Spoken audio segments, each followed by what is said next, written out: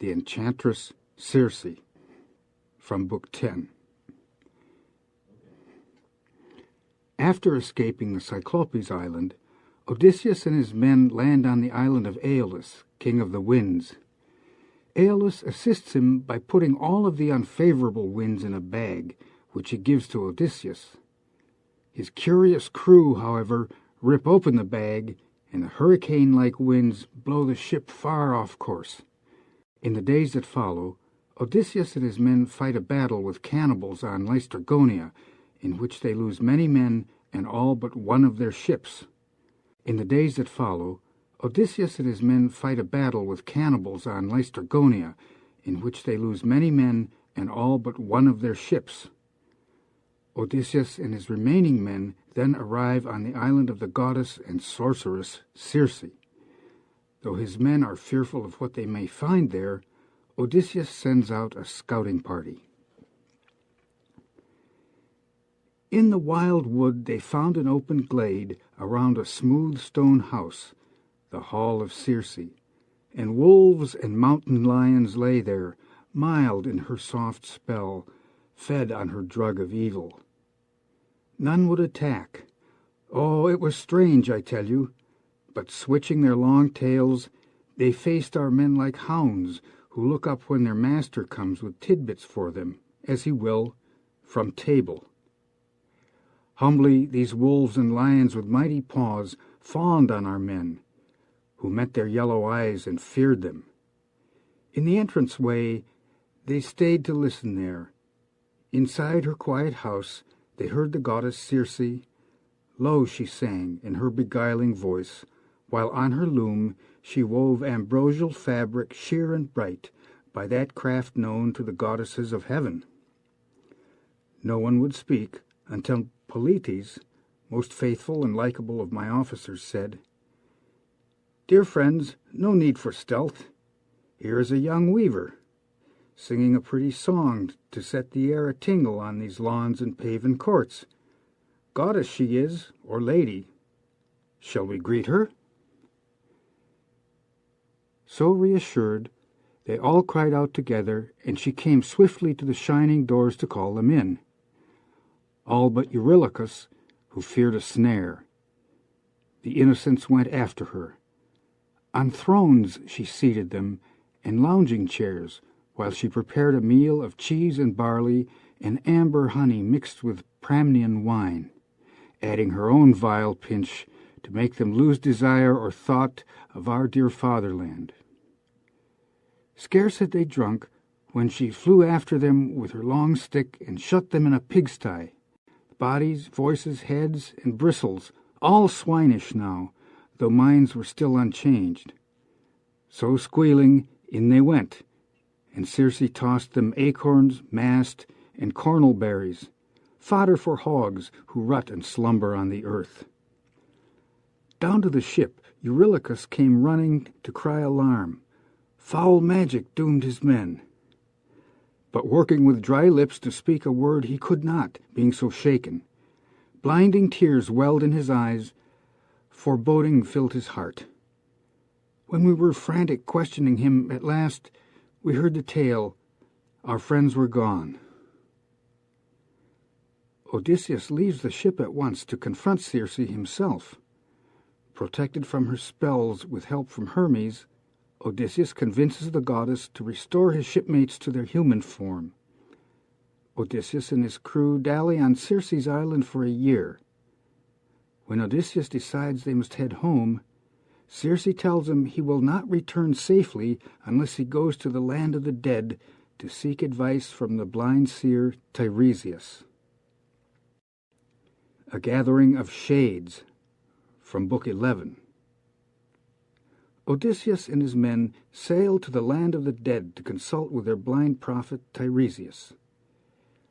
Upon entering the land, they make offerings to the ghosts of the dead. Then I addressed the blurred and breathless dead, vowing to slaughter my best heifer for them before she calved at home in Ithaca, and burn the choice bits on the altar fire. As for Tiresias, I swore to sacrifice a black lamb, handsomest of all our flock. Thus, to assuage the nations of the dead, I pledge these rites, then slashed the lamb and ewe, letting their black blood stream into the well pit. Now the souls gathered, stirring out of Erebus, brides and young men, and men grown old in pain, and tender girls whose hearts were new to grief. Many were there, too, torn by brazen lance heads, battle-slain, bearing still their bloody gear. From every side they came and sought the pit with rustling cries, and I grew sick with fear. But presently I gave command to my officers to flay those sheep the bronze cut down, and make burnt offerings of flesh to the gods below. To sovereign Death, to pale Persephone. Meanwhile I crouched with my drawn sword to keep the surging phantoms from the bloody pit, till I should know the presence of Tiresias. Among the ghosts of the dead who gather around, Odysseus sees one of his shipmates who died on the island of Circe. He also sees his mother, who had still been alive when he left for Troy.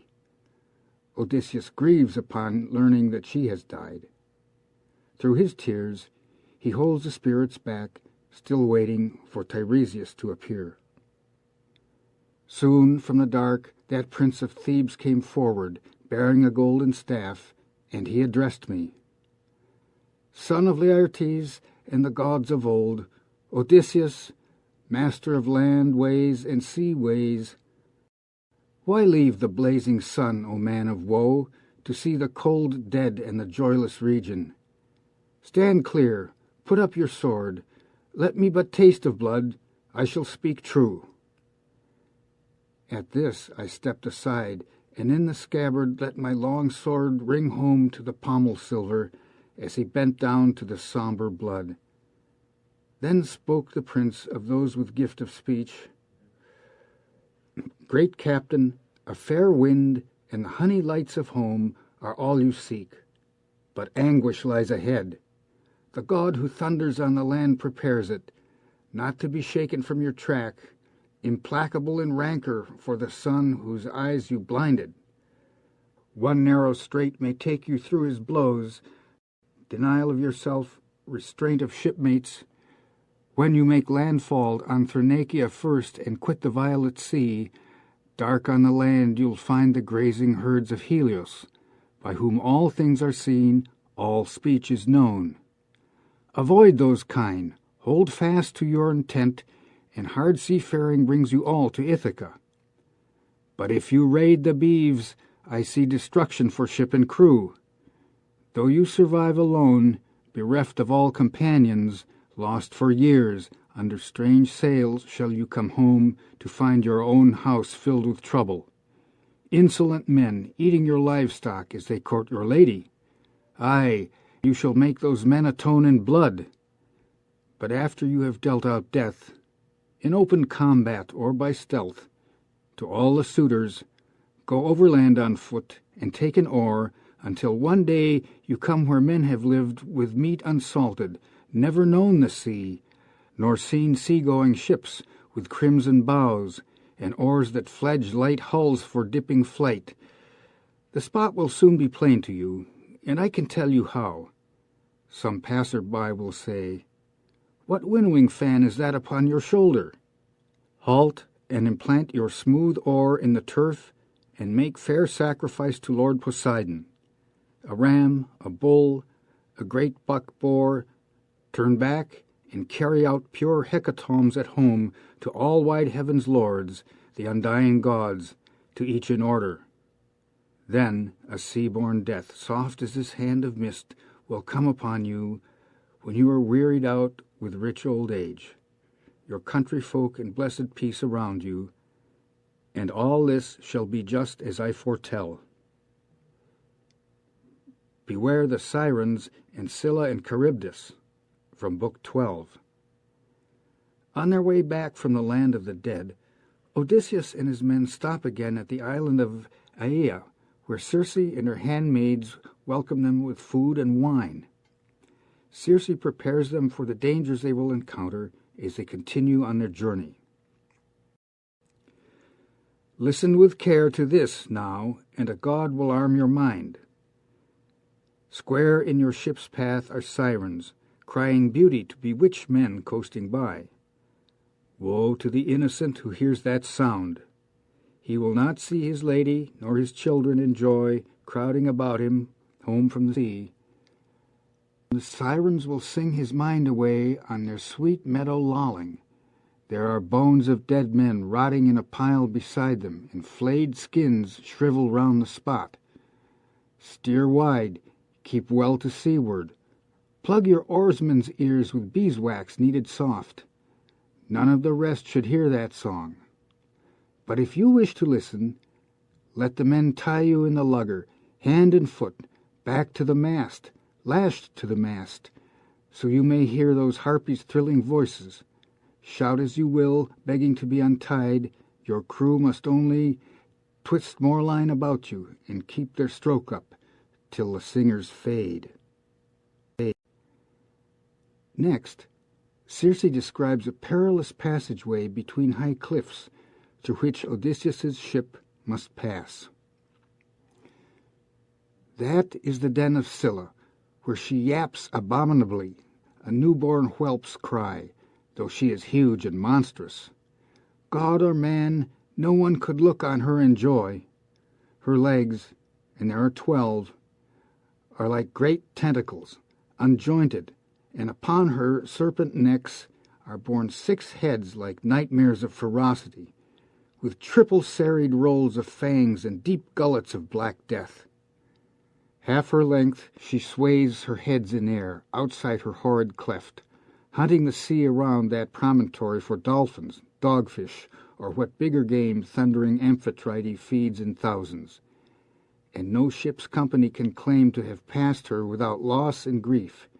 She takes from every ship 1 man for every gullet. The opposite point seems more a tongue of land you'd touch with a good bowshot at the Narrows.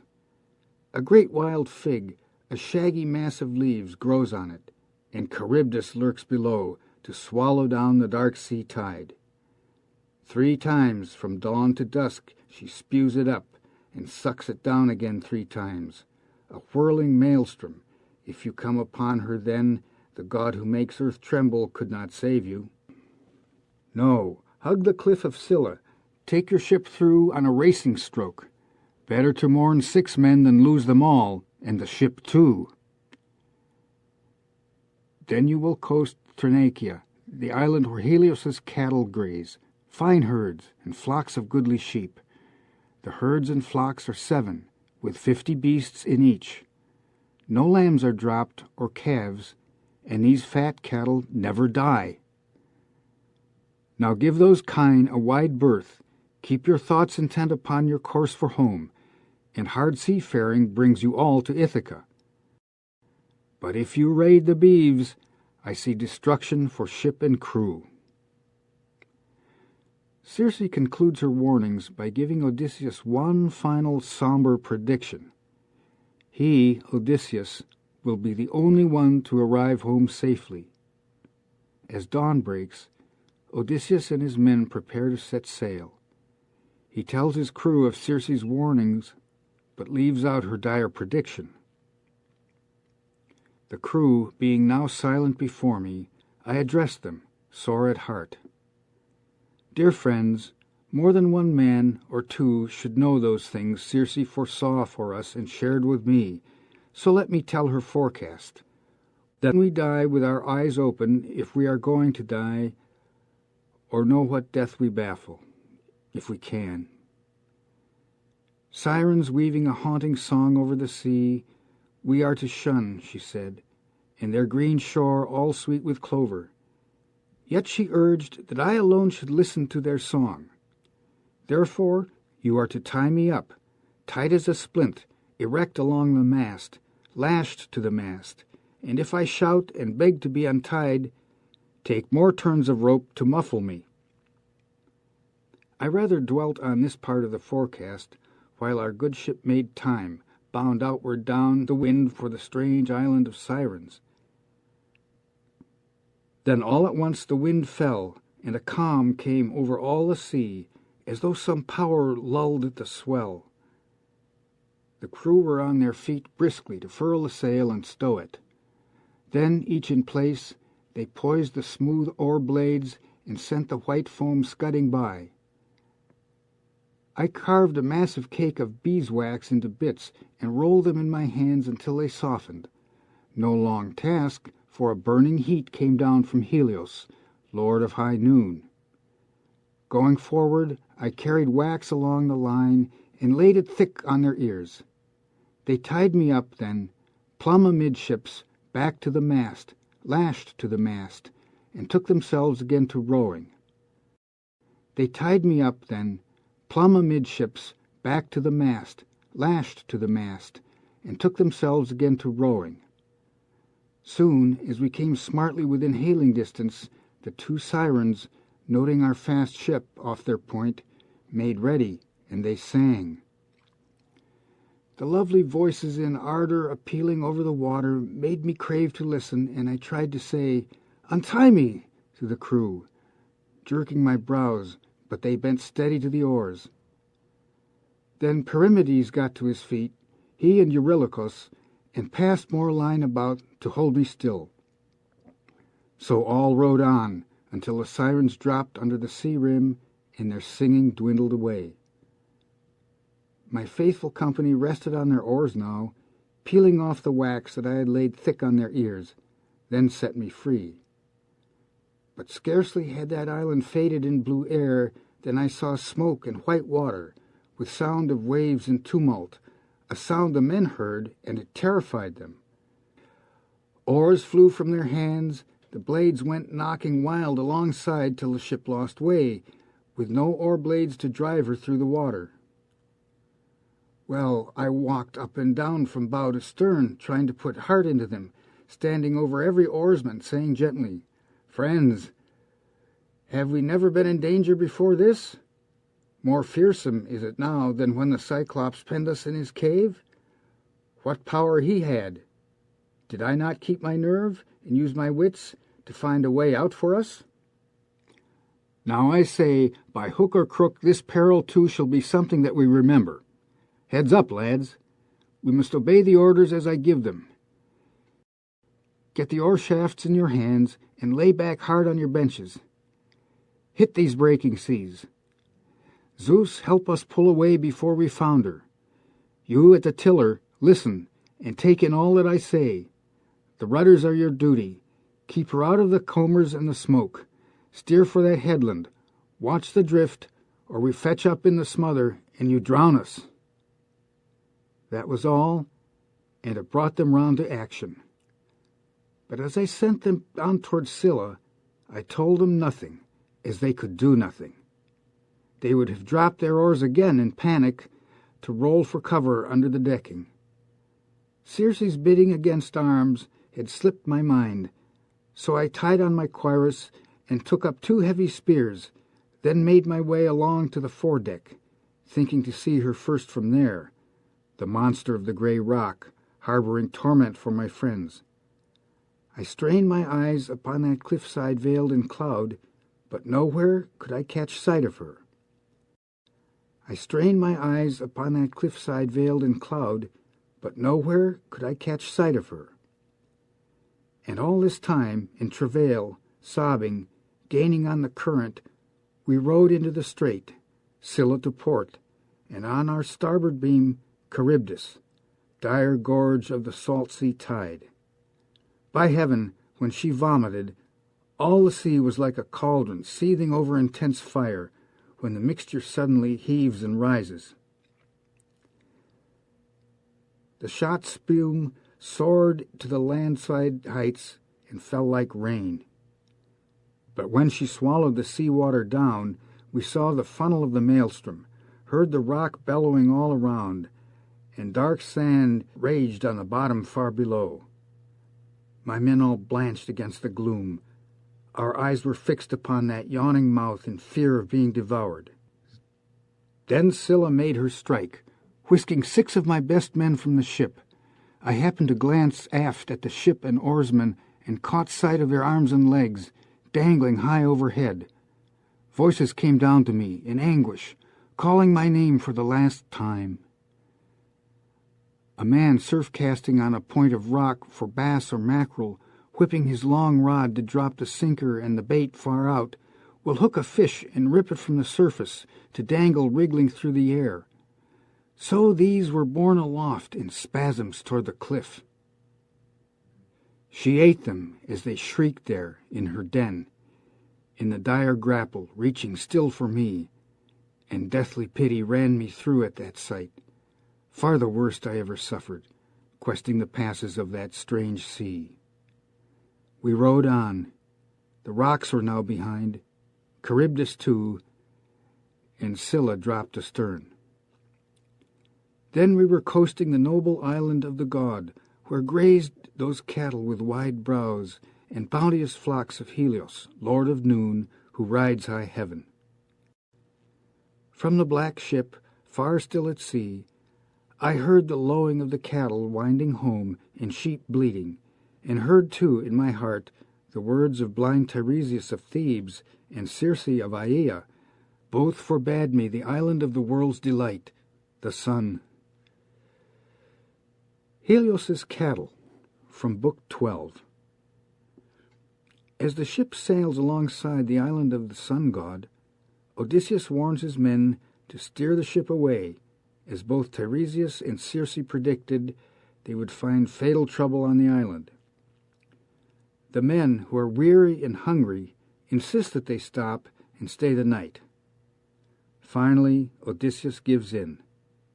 They will stop on the island, but, he insists, they must not touch any of the god's sacred cattle or sheep.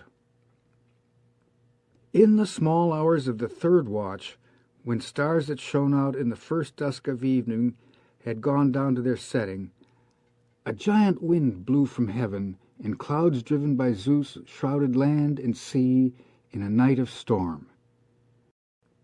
In the small hours of the third watch, when stars that shone out in the first dusk of evening had gone down to their setting, a giant wind blew from heaven, and clouds driven by Zeus shrouded land and sea in a night of storm. So, just as dawn with fingertips of rose touched the windy world, we dragged our ship to cover in a grotto, a sea cave, where nymphs had chairs of rock and sanded floors. I mustered all the crew and said, "Old shipmates, our stores are in the ship's hold, food and drink. The cattle here are not for our provision, or we pay dearly for it. Fierce the god is who cherishes these heifers and these sheep, Helios, and no man avoids his eye." To this my fighters nodded. Yes, but now we had a month of onshore gales, blowing day in, day out, south winds or south by east. As long as bread and good red wine remained to keep the men up and appease their craving, they would not touch the cattle. But in the end, when all the barley in the ship was gone, hunger drove them to scour the wild shore with angling hooks for fishes and seafowl, whatever fell into their hands, and lean days wore their bellies thin. The storms continued. So one day I withdrew to the interior to pray the gods in solitude, for hope that one might show me some way of salvation. Slipping away, I struck across the island to a sheltered spot out of the driving gale. I washed my hands there and made supplication to the gods who own Olympus, all the gods. But they, for answer, only closed my eyes under slow drops of sleep. Now, on the shore, Eurylochus made his insidious plea. "Comrades," he said, "you've gone through everything. Listen to what I say. All deaths are hateful to us, mortal wretches, but famine is the most pitiful, the worst end that a man can come to. Will you fight it? Come, we'll cut out the noblest of these cattle for sacrifice to the gods who own the sky. And once at home, in the old country of Ithaca, if ever that day comes, we'll build a costly temple and adorn it with every beauty for the Lord of Noon. But if he flares up over his heifers lost, wishing our ship destroyed, and if the gods make cause with him, why, then I say, better open your lungs to a big sea once for all, than waste to skin and bones on a lonely island." Thus Eurylochus, and they murmured, "Aye," trooping away at once to round up heifers. Now, that day tranquil cattle with broad brows were grazing near, and soon the men drew up around their chosen beasts in ceremony. They plucked the leaves that shone on a tall oak, having no barley meal, to strew the victims, performed the prayers and ritual, knifed the kine and flayed each carcass, cutting thigh bones free to wrap in double folds of fat. These offerings, with strips of meat, were laid upon the fire. Then, as they had no wine, they made libation with clear spring water, broiling the entrails first, and when the bones were burnt and tripes shared, they spitted the carved meat. Just then my slumber left me in a rush. My eyes opened, and I went down to the seaward path. No sooner had I caught sight of our black hull than savory odors of burned fat eddied around me. Grief took hold of me, and I cried aloud, "O Father Zeus, and gods in bliss forever, you made me sleep away this day of mischief. O cruel drowsing in the evil hour!" Here they sat, and a great work they contrived. Lampetia, in her long gown, meanwhile, had borne swift word to the overlord of noon. "They have killed your kine." And the Lord Helios burst into angry speech amid the immortals. "O Father Zeus, and gods in bliss forever, punish Odysseus's men. So overweening, now they have killed my peaceful kine, my joy at morning when I climbed the sky of stars, and evening when I bore westward from heaven. Restitution or penalty they shall pay, and pay in full, or I go down forever to light the dead men in the underworld." For 6 days the men feast on Helios's cattle. When they set sail again, Zeus delivers his punishment in the form of a thunderbolt that destroys their ship. All the men are drowned but Odysseus. Clinging to pieces of timber from the ship, he drifts on the sea for 9 days until he reaches the island of Calypso. Now Odysseus has finished telling his tale to Alcinous's court.